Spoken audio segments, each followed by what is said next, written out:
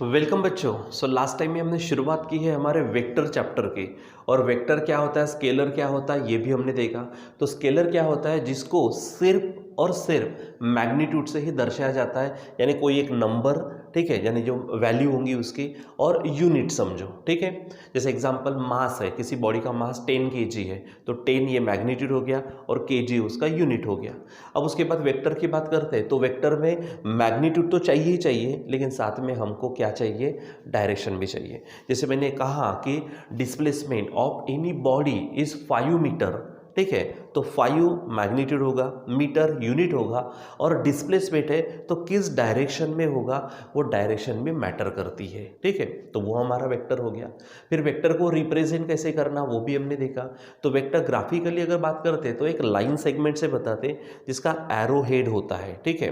तो जो starting point होता है, जैसे अगर मैंने ये वेक्टर ले लिया, वेक्टर ए बी का, लिखते समय तो हम लिखेंगे वेक्टर ए बी, या फिर अगर मैं स्मॉल लेटर से बताऊँ तो आप वेक्टर ए ऐसा भी लिख सकते हैं। तो ये जो ए पॉइंट है, इसको हम starting point, initial point, origin कहते हैं। और ये जो पॉइंट बी है, इसको हम final point, ending point, terminal point या फिर टर्मिनस कहते हैं। ये हमने देखा। फिर जैसे इसका मैग्नीट्यूड लिखना है तो आप सिंपली यहाँ पर इसको क्या कर दो, इसमें लिख दो, तो ये मैग्नीट्यूड हो जाएगा, ठीक है। यानी मैग्नीट्यूड ऑफ वेक्टर, ठीक है। अगर किसी ने कहा कि मैग्नीट्यूड लिखना है तो ये वेक्टर ए बी हो गया, ठीक है, ये वेक्टर ए बी। अब सिंपली ऐसा लिखेंगे तो मैग्नीट्यूड हो जाएगा, ठीक है। और ये ए बी इस तरह से, यानी इसके ऊपर भी ये मत लिखो, तो ये मैग्नीट्यूड हो जाएगा, ठीक है। तो यहाँ पर ये ध्यान में रखो कि मैग्नीट्यूड कैसा लिखते हैं। मैग्नीट्यूड है ना नंबर, ठीक है, कैसे निकालते हैं, तो सिर्फ ऐसा लिखना, यानी ये हो गया वेक्टर। उसको मॉड में लिखना, मॉड्यूलस में लिखना, यानी मैग्नीट्यूड हो गया, या फिर उसके ऊपर बार ही मत दो, ठीक है, बार या फिर डायरेक्शन मत बताओ, तो वो बन जाएगा मैग्नीट्यूड। वो ध्यान में रखना, ठीक है। चलो, आज हमारे पास हेडिंग है टाइप्स ऑफ वेक्टर्स। यहाँ पर हेडिंग कौन सी है हमारी, टाइप्स ऑफ वेक्टर्स। तो एक एक करके कुछ हम उसके क्या करते हैं, टाइप्स देखते हैं। जैसे कि मैं यहाँ पर पहले लिख देता हूँ पैरेलल वेक्टर्स, ठीक है, पैरेलल वेक्टर्स, ठीक है।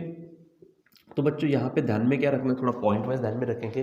पैरेलल वेक्टर को आप लाइक वेक्टर भी बोल सकते हैं, लाइक, ठीक है, लाइक वेक्टर भी आप उसको बोल सकते हैं। तो इस पे 2 पॉइंट ध्यान में रखना, इनकी डायरेक्शन सेम होती है। डायरेक्शन क्या होती है, पैरेलल वेक्टर्स में डायरेक्शन सेम होगी, ठीक है। अब रही बात मैग्नीट्यूड की, मैग्नीट्यूड यानी नंबर्स, ठीक है, उसकी जो वैल्यू है, ठीक है, तो मे और मे नॉट बी सेम, ठीक है। क्या बोलेंगे, मे और may not be same. Same हो भी सकती है, नहीं भी हो सकती। अगर सेम हो गई तो पैरेलल वेक्टर ही एक नया रूप ले लेता है, जिसको हम इक्वल वेक्टर कहेंगे। हम बाद में देखेंगे। जैसे एग्जांपल, अभी फिलहाल इसका एग्जांपल देखो, ये यहाँ पर वेक्टर ए बी मैंने ले लिया, समझो ये 5 मीटर है डिस्प्लेसमेंट वेक्टर। एक आधा वेक्टर मैंने ये ले लिया, सी डी वेक्टर है, समझो 3 मीटर है, ठीक है। एक आधा मैंने ले लिया कोई दूसरा वेक्टर पी क्यू, ठीक है, जो मान लीजिए कि 7 मीटर है।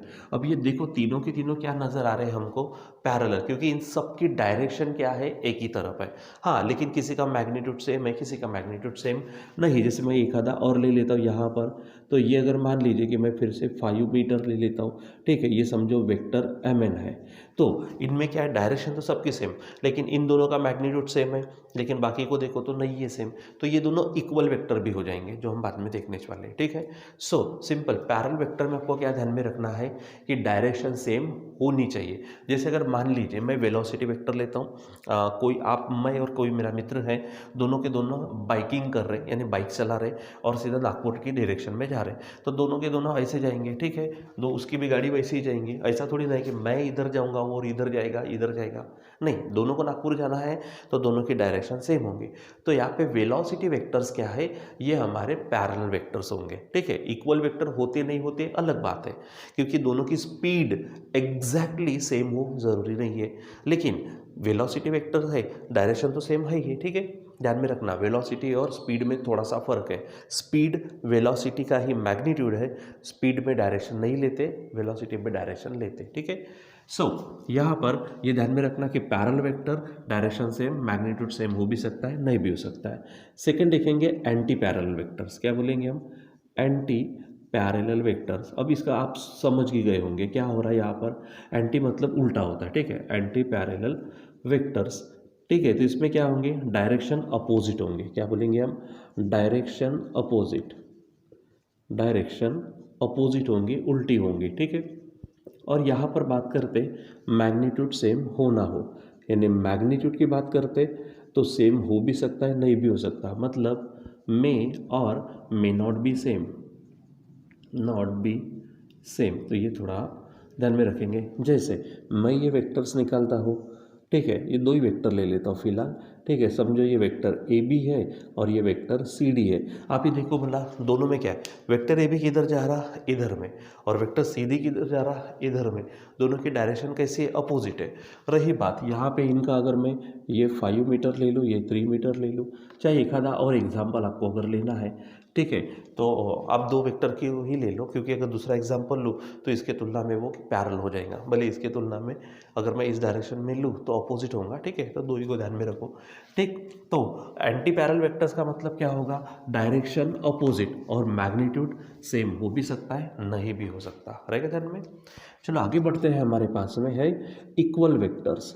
यहाँ पर क्या बोलेंगे हम, इक्वल वेक्टर्स। अब शब्द आ गया इक्वल, तो ये तो एग्जैक्टली सेम बात हो गई कि यहाँ पर आपको क्या चाहिए, डायरेक्शन भी सेम चाहिए।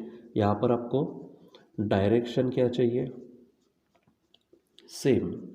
दूसरी बात, यहाँ पर आपको मैग्नीट्यूड भी क्या चाहिए, मैग्नीट्यूड भी क्या चाहिए आपको, सेम चाहिए। ठीक है, दोनों बातें सेम होनी चाहिए।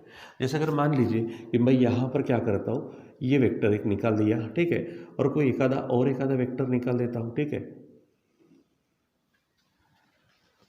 आप ढंग से निकालो इक्वल वेक्टर एग्जैक्टली, मैं यहाँ पर बता देता हूँ। ठीक है, तो यहाँ से अगर मैं बात करूँ तो मैं इक्वल वेक्टर निकालने की पूरी एग्जैक्ट कोशिश कर रहा हूँ। ठीक है, ताकि आपको क्या मिले, मैग्नीट्यूड भी सेम मिले और डायरेक्शन भी आपको क्या मिले, सेम मिले। अब देखो, ये देखो आप, ये वेक्टर ए बी है, ठीक है, और ये वेक्टर सी डी है समझो। ठीक है, इसका मैग्नीट्यूड एग्जाम्पल 5 मीटर है और इसका मैग्नीट्यूड मान लीजिए ये भी है 5 मीटर। अब देखो एग्जैक्टली सेम आपको भी नज़र आ रहा होगा। तो यहाँ पर दोनों की डायरेक्शन क्या है, सेम है। दूसरी बात, मैग्नीट्यूड भी क्या है, दोनों का सेम है। तो यहाँ पर आप लिख सकते हो, ठीक है, कि मैग्नीट्यूड यानी वेक्टर ए बी का मैग्नीट्यूड ऐसा लिखेंगे, मैंने कहा था मॉड में लिखना, is equal to vector C D का मैग्नीट्यूड हो गया। इसलिए हम कहेंगे कि vector A B is equal to vector C D. ये आपको ध्यान में रखना है। ठीक है, क्योंकि डायरेक्शन तो सेम हो ही गई, दोनों के दोनों इधर में है। ठीक है, और यहाँ पर दोनों का मैग्नीट्यूड भी सेम हो गया। ठीक है, दोनों का मैग्नीट्यूड कितना है, 5 मीटर ही है। ठीक है, आप 5 सिंपल मीटर लिख सकते हैं। तो यहाँ पर क्या हो गया, मैग्नीट्यूड भी सेम, डायरेक्शन भी सेम, इसलिए बच्चों इनको कहेंगे हम इक्वल वेक्टर्स, रहेगा ध्यान में। ठीक, so parallel vector direction same, magnitude same हो ना हो। ठीक है, anti parallel vector direction opposite, magnitude same हो ना हो। इक्वल वेक्टर डायरेक्शन भी सेम, मैग्नीट्यूड भी सेम। ठीक है, चलो अब लेते हैं आगे का, जिसे हम नाम देंगे निगेटिव वेक्टर्स। निगेटिव वेक्टर, और इसी को हम कहेंगे अपोजिट वेक्टर। ठीक है, अपोजिट वेक्टर। ठीक है, ये थोड़ा ध्यान में रखना, एंटी पैरेलल में अपोजिट में थोड़ा फर्क है। ठीक है, नेगेटिव में निगेटिव या फिर उसको अपोजिट कहेंगे, और एंटी पैरेलल में इसमें अपोजिट डायरेक्शन तो है, लेकिन मैग्नीट्यूड सेम हो भी सकता, नहीं भी हो सकता। नहीं बोलेंगे ज़्यादा बेटर रहेगा। ठीक है, तो निगेटिव वेक्टर में क्या होता है, सबसे पहली बात तो जो डायरेक्शन होती है, तो वो डायरेक्शन क्या होती है, अपोजिट होती है। डायरेक्शन क्या होती है, अपोजिट। दूसरी बात, उसके बाद में बात करते हैं मैग्नीट्यूड की, तो यहाँ पर मैग्नीट्यूड सेम होता है। यहाँ पे मैग्नीट्यूड क्या होता है, सेम। मैग्नीट्यूड हमारा क्या होगा, सेम। मैं कह रहा हूँ मैग्नीट्यूड यानी जो भी क्वांटिटी है उसकी वैल्यू। ठीक है, मैग्नीट्यूड का मतलब उसकी वैल्यू। हाँ, ठीक है, जैसे फिर से मैं यहाँ पर बता देता हूँ। ठीक है, तो दो वेक्टर मैं बताना चाहूँगा यहाँ पर। ठीक है, गलती से मेरा हाथ ये हो गया। ठीक है, अब यहाँ पर भी मैं क्या करूँगा, आपको ढंग से बताने के लिए यहाँ पर मैं मैग्नीट्यूड दोनों का क्या लेने वाला हूँ, सेम। ठीक है, और अगर बात करेंगे डायरेक्शन, तो डायरेक्शन दोनों की क्या रहने वाली है, अपोजिट रहने वाली है। ठीक है, अब देखो ये वेक्टर ए बी है जिसका मैग्नीट्यूड मैंने ले लिया 5 मीटर। ये वेक्टर हमारे पास में CD ले लेता हूँ मैं, ठीक है। ये वेक्टर CD है, इसका मैग्नीट्यूड भी मैंने 5 ले लिया, ठीक है। लेकिन अभी तक ये इक्वल है कि अपोजिट है ये पता नहीं चल रहा है। क्यों? क्योंकि मैंने यहाँ पर क्या नहीं जोड़ा, डायरेक्शन। अब मैं जोड़ देता हूँ। ये मान लीजिए कि डायरेक्शन इसकी इधर है और इसकी डायरेक्शन इधर में है, ठीक है। अब यहाँ पर मैं लिखता हूँ कि magnitude of AB is equal to magnitude of CD is equal to 5 metre है। ओके, कोई बात नहीं। लेकिन डायरेक्शन देखो भला किसकी कैसे है, एक जा रहा इधर में, एक जा रहा इधर में, एक जा रहा नागपुर में, एक जा रहा सौसर में। इसका मतलब क्या है कि यहाँ पर हमारे पास में डायरेक्शन भले ही अपोजिट, मैग्नीट्यूड भले ही सेम है, डायरेक्शन अपोजिट है, इसलिए हम निगेटिव वेक्टर कहेंगे। और इसको लिखते समय बच्चों ध्यान में रखना, vector AB is negative to vector CD, ये आपको ध्यान में रखना है, ठीक है। यहाँ पर क्या हुआ, एग्जैक्ट सेम है, इक्वल, लेकिन यहाँ पे माइनस साइन आ गया। अब vector AB is negative of vector CD बोलो, या फिर vector CD is negative of vector AB बोलो, चल जाएगा, लेकिन ध्यान में रखना ढंग से, ठीक है। तो यहाँ पर होगा हमारे पास निगेटिव वेक्टर। आगे बढ़ते हैं, हमारे पास है ऑर्थोगोनल वेक्टर। क्या बोलेंगे हम, ऑर्थोगोनल वेक्टर्स। तो यहाँ पर ध्यान में आपको ये रखना है, सिंपल, एक दूसरे को परपेंडिकुलर वेक्टर्स। क्या बोलेंगे हम, the perpendicular vectors, the perpendicular. मैं सिंपल सिंबल निकालता हूँ, परपेंडिकुलर वेक्टर्स, ठीक है। यहाँ पर जैसे अगर मान लीजिए कि मैं एक आधा यहाँ पर कोई वेक्टर ले लेता हूँ, ठीक है। ये इस तरह से एक वेक्टर है मान लो, ठीक है। और यहाँ से इधर में, ठीक है, एक आधा वेक्टर इस साइड में ऐसा ले लेता हूँ। अब यहाँ पर चेक करिए, ठीक है, ये वेक्टर समझो, ये वेक्टर OA है और ये वेक्टर OB है। इनके बीच में कितने का एंगल बन रहा है, 90 का। यानी क्या बोलेंगे हम कि vector OA is perpendicular to vector OB, ठीक है। ये आप ध्यान में रखेंगे। तो ये इनको क्या कहेंगे हम, ऑर्थोगोनल वेक्टर, ठीक है। अब ये ऑर्थोगोनल वेक्टर, जैसे कि अगर हम जब यानी भविष्य में हम सर्क्यूलर मोशन देखेंगे, ठीक है, तो सर्क्यूलर मोशन जब देखेंगे तो आपका ये कहलाएगा रेडियस वेक्टर। ध्यान में रखना, अभी हम इसको नहीं लेंगे, रेडियस वेक्टर को ही भविष्य में, यानी एक्चुअल पोजीशन वेक्टर है वो रेडियस वेक्टर कहलाएगा। तो समझो ये वेक्टर OA है, पोजीशन वेक्टर या फिर रेडियस वेक्टर, और यहाँ पर ये क्या हो जाती है उसकी, रेडियस वेक्टर, और ये मान लीजिए वेलोसिटी वेक्टर है, ठीक है। क्योंकि सर्कुलर मोशन में जो वेलोसिटी होती है, अगर मैं एंटी पैरेलल ले लूँ या एंटी क्लॉकवाइज ले लूँ, तो वेलोसिटी वेक्टर उसको टेंजेंशियल होता है। तो यहाँ पर रेडियस वेक्टर और यहाँ पर ये जो हमारे पास में क्या है, वेलोसिटी वेक्टर, या फिर आप डिस्प्लेसमेंट वेक्टर भी ले सकते हैं, उसी के ऊपर रहता है। तो इनके बीच में क्या होता है, एंगल 90 का होता है। तो this two are the orthogonal vectors, ध्यान में रखना, ठीक है। अब यहाँ पे जैसे कि वर्क का जो फार्मूला होता है, यहाँ पे सर्कुलर मोशन में वर्क जीरो होता है। वर्क जीरो होता है मतलब पोटेंशियल एनर्जी जीरो होती है, यानी जो कुछ रहती है पूरी काइनेटिक एनर्जी रहती है। हम उसको बाद में पढ़ने वाले हैं, ठीक है। तो ऑर्थोगोनल वेक्टर्स का मतलब the perpendicular vectors just like this, ठीक है। अब आगे बढ़ते हैं, वहाँ पर हेडिंग डालते हैं हम जीरो वेक्टर्स, जीरो वेक्टर्स, ठीक है। तो जीरो वेक्टर ही कहेंगे सिंपली। जीरो वेक्टर में क्या ध्यान में रखना है आपको, तो सबसे पहली बात यह है कि उसका मैग्नीट्यूड जीरो होता है। मैग्नीट्यूड क्या होता है, जीरो होता है, ठीक है। और रही बात डायरेक्शन, तो डायरेक्शन ऐसे कुछ खास नहीं रहती, वो आर्बिट्री होती है, ठीक है। क्या होती है वो, आर्बिट्ररी, ठीक है। इसका मतलब कोई भी किधर भी ले सकते, कोई भी डायरेक्शन, आर्बिट्री, आप जिस तरफ चाहे उस तरफ उसका विचार कर सकते हो। Zero vector, magnitude zero, direction arbitrary रहती है किसी भी तरफ, ठीक है। अब ये जीरो वेक्टर की कॉन्सेप्ट क्या है, अब लास्ट टाइम में बच्चों मैंने सबसे पहले तो ये बता दिया था कि जो स्केलर होता है और वेक्टर होता है, उसमें ना एग्जाम्पल में वेलोसिटी वेक्टर ले लिया। कौन बताएंगे, सॉरी मैंने कह दिया velocity vector. So actual velocity क्या है, वो वेक्टर है, ठीक है। लेकिन अगर बात करता हूँ कि एक आधी बॉडी इधर जा रही, किसी की वेलोसिटी मान लीजिए 50 किलोमीटर पर आवर है, पर सेकेंड जो भी ले लो आप, ठीक है, तो उसकी वेलोसिटी हो गई। लेकिन मैं कह रहा हूँ कि मैं अभी यहाँ पे रुका हुआ हूँ, ठीक है। अब मेरी वेलोसिटी कितनी है बताओ, जीरो, मैं जा ही नहीं रहा कहीं, मतलब मेरी वेलोसिटी क्या होगी, जीरो हो गई। ठीक है। तो जो बॉडी स्टेशनरी है उसकी स्पीड क्या होंगी, जीरो होंगे, ठीक है। स्पीड जीरो होना मतलब मैग्नीट्यूड जीरो, यानी आप यहाँ पर लिख सकते हो, ठीक है। क्या बोलेंगे, the velocity of stationary body, कोई स्टेशनरी बॉडी है तो आप वेलोसिटी क्या बोलेंगे उसकी, जीरो, ठीक है। यानी उसका मैग्नीट्यूड क्या हो गया, जीरो हो गया। यहाँ पर आप लिखेंगे मैग्नीट्यूड जीरो, सो ये वेलोसिटी वेक्टर जो है वो जीरो वेक्टर होगा। वेलोसिटी वेक्टर यहाँ पे क्या हो जाएगा, जीरो वेक्टर, ठीक है। अब उसके बाद में मान लीजिए कि जैसे आपने एक्सेलरेशन ये शब्द सुना होगा, तो एक्सेलरेशन वैसे हम यहाँ पर जो पढ़ेंगे जब हम मोशन शुरू करेंगे तो एक्सेलरेशन, वेलोसिटी, डिस्प्लेसमेंट ये अलग अलग यानी डेरिवेटिव के फॉर्म में देखने वाले हैं, ठीक है। लेकिन जो आपने देखा है वो बता दो 8, 9, 10 तक। तो आपने देखा होगा कि acceleration is equal to final velocity minus initial velocity upon time, ऐसा होगा। एक्चुअली इसको जब हम पढ़ेंगे तो dv/dt पढ़ेंगे, लेकिन ये फिलहाल नहीं पढ़ेंगे क्योंकि आपको डेरिवेटिव का कुछ भी मालूम नहीं है, ठीक है। और मालूम होगा तो बड़ी अच्छी बात है, लेकिन सबको नहीं मालूम होगा, ठीक है। तो ये है फाइनल वेलोसिटी, इनिशियल वेलोसिटी।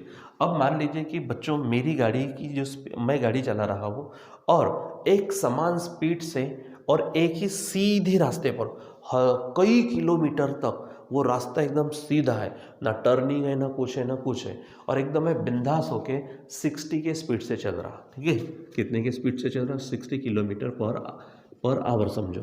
सो मान लीजिए कि 1 घंटा पहले मेरी जो स्पीड थी वो 60 है और 1 घंटे बाद भी स्पीड क्या है, 60 से, मतलब इनिशियल वेलोसिटी 60 ले लो और फाइनल वेलोसिटी भी 60 ले लो। 1 घंटा टाइम कितना हो गया, 1 आवर। फिर भी चेक करो, ये 60 होगा माइनस 60 होगा अपॉन टाइम कुछ भी ले लो, ठीक है, 1 आवर लेते हैं, लेकिन आंसर तो जीरो चाहिए ना। यानी यहाँ पर जो एक्सेलरेशन है वो एक्सेलरेशन का मैग्नीट्यूड क्या आ गया, जीरो, इसलिए एक्सेलरेशन वेक्टर क्या हो जाएगा, जीरो वेक्टर होगा, ठीक है। आप जीरो वेक्टर को इस तरह से बता सकते हो, इसलिए जीरो वेक्टर की जरूरत पड़ती है, नहीं तो वैसे जीरो वेक्टर के कंसेप्ट में कोई मजा नहीं है, ठीक है। तो जीरो वेक्टर का मतलब क्या होगा कि जिसका मैग्नीट्यूड क्या होगा, जीरो होगा। अब रही बात डायरेक्शन, तो डायरेक्शन किसी भी तरफ रहे कोई फर्क नहीं पड़ता उसका, आर्बिट्री होंगे, ठीक है।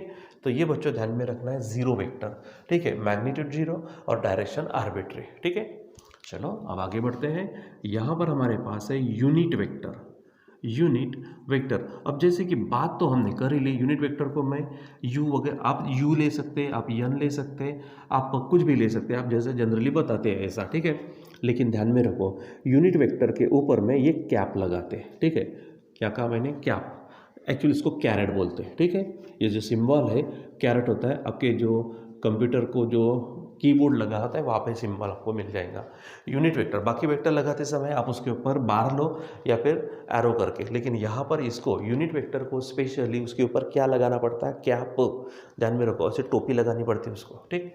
तो यूनिट वेक्टर, अब यूनिट वेक्टर की बात देखो, यूनिट का मतलब क्या होता है, यूनिट, यूनिटी, इन सब का मतलब होता है 1।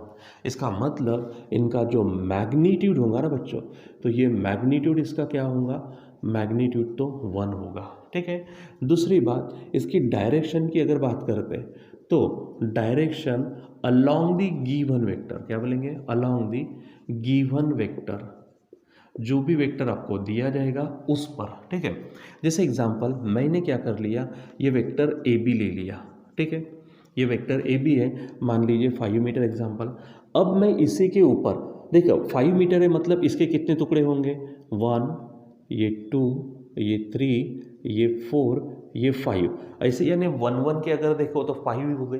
तो उसमें से मैं यानी एक यहाँ पर लेता हूँ, ठीक है। तो ये हमारा कहलाएगा यूनिट वेक्टर, ठीक है। आपको दिखेगा नहीं, मैं थोड़ा सा बड़ी इसमें लिखने की कोशिश करता हूँ, मुझे कपड़े की ज़रूरत पड़ेगी, ठीक है, दिखना चाहिए, इसलिए मैं थोड़ा सा बड़ा बता देता हूँ। यहाँ पर ये मान लीजिए आपका ए बी है, ठीक है, और इसके ये 5 मीटर जैसे कि मैंने ले लिया है, 5 मीटर इसका मैग्नीट्यूड है, यहाँ से इतना आपके लिए क्या हो जाएगा, 1 हो जाएगा।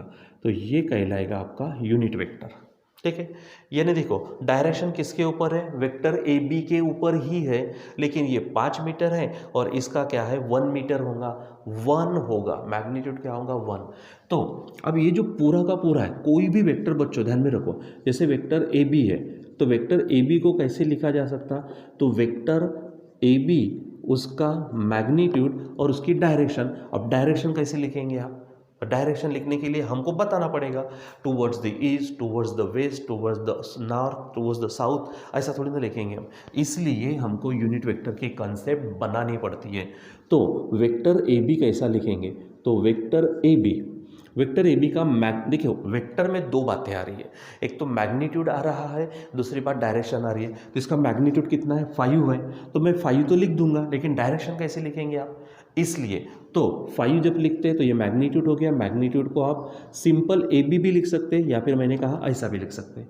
तो मैं वेक्टर ए बी को उसका मैग्नीट्यूड लिखता हूँ, इस तरह से हो जाएगा। अब रही बात डायरेक्शन लिखने की, तो डायरेक्शन लिखने के लिए ही हमारे पास में यूनिट वेक्टर का कंसेप्ट बनता है, ठीक है।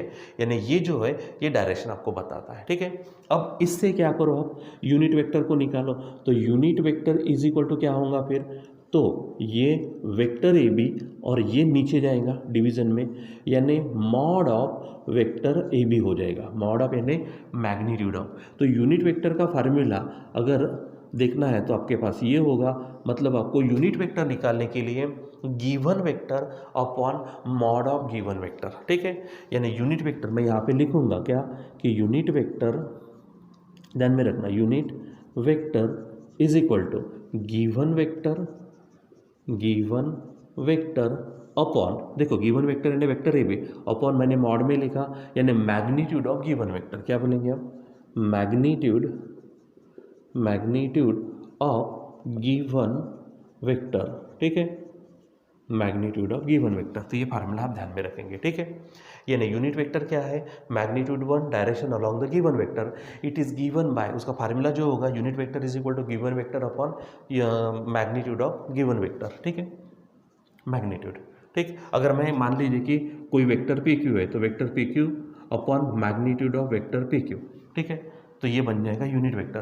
किसी भी वेक्टर से यूनिट वेक्टर अगर आपको निकालना है तो ध्यान में रखना उस वेक्टर को उसी के मैग्नीट्यूड से डिवाइड कर देना। अब ये मैग्नीट्यूड वगैरह कैसे निकालना ये हम बाद में देखने वाले हैं, ठीक है। अब यहाँ पर एक मैं आपको स्पेशल कुछ लिख देता हूँ, ठीक है, उसको आप ध्यान में रखेंगे। स्पेशल यूनिट वेक्टर्स, तो बच्चों हमारे पास में 3 स्पेशल यूनिट वेक्टर्स है, वो है आई जे के, ठीक है। सो क्या है, यूनिट वेक्टर है इसलिए कैप से बताना पड़ेगा, आई, ये जे और ये है के, सब स्मॉल लेटर में लिखना, ठीक है। I J K are unit vectors along the number 1, I रहेगा x, जे रहेगा y एंड k रहेगा z एक्सेस रिस्पेक्टिवली, ठीक है, ये आपको ध्यान में रखना। तो हमारे वेक्टर जो है आई जे के किसके ऊपर रहेगा, आई रहेगा x के ऊपर, जे रहेगा y के ऊपर और k रहेगा z के ऊपर। अब यहाँ पे थोड़ी मुझे तकलीफ होने वाली है लिखने के लिए, फिर ठीक है, मतलब मैं डायग्राम यहाँ पे बता नहीं पाऊंगा आपको, ठीक है, तो थोड़ा सा हल्का सा बता देता हूँ, ठीक है, क्योंकि मेरे पास जगह नहीं। ये मान लीजिए कि क्या है, आपका x है, ये इधर में आपके पास में मान लीजिए y है और ये आपका z है, ठीक है। तो x के ऊपर कौन रहेगा, i, यानी इधर में लिखा था मैं i यूनिट वेक्टर, y के ऊपर रहेगा आपका j, ठीक है, ये, और k रहेगा आपका z के ऊपर, ये रहेगा आपका k, ठीक है। मैं यहाँ पर बताता, थोड़ी बड़ी डायग्राम में बताता। अगर मान लीजिए कि ये आपका क्या है, x एक्सिस है, ये आपका y एक्सिस है और ये आपका z एक्सिस है, ठीक है।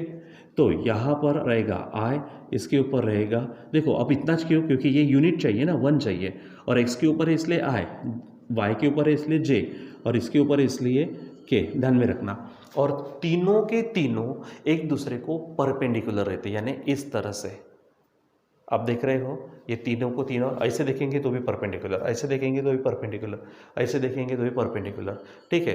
तो ये ध्यान में रखना है। मैं इस यहाँ से मिटा देता हूँ और नेक्स्ट टॉपिक में इसको हम थोड़ा सा कंटिन्यू भी करेंगे और स्पेशली इसको हम ज़्यादा देखने वाले हैं, ठीक है। या फिर एक काम करता मैं इसको थोड़ा सा हटा ही देता हूँ, ठीक है, और इसको नेक्स्ट टॉपिक में देख लेंगे क्योंकि उसको थोड़ा सा और अच्छे से देखेंगे हम, ठीक है। सो ध्यान में रखना बच्चों कि यूनिट वेक्टर से यूनिट वेक्टर हमारे पास में आई जे के है और वो थोड़े स्पेशल है, है आई रहता एक्स के ऊपर, जे रहता वाई के ऊपर और जेड के ऊपर रहता के। ठीक है, तो बच्चों ये हमारे पास टाइप्स है। एक टाइप यहाँ पे हमने लिखा लेकिन जगह की कमी के कारण हम उसको छोड़ देते हैं आज। ठीक है, ठीक है बच्चों, तो आज के लिए बस इतना ही, बाकी का कंटिन्यू करेंगे हम बाद में। Till then bye.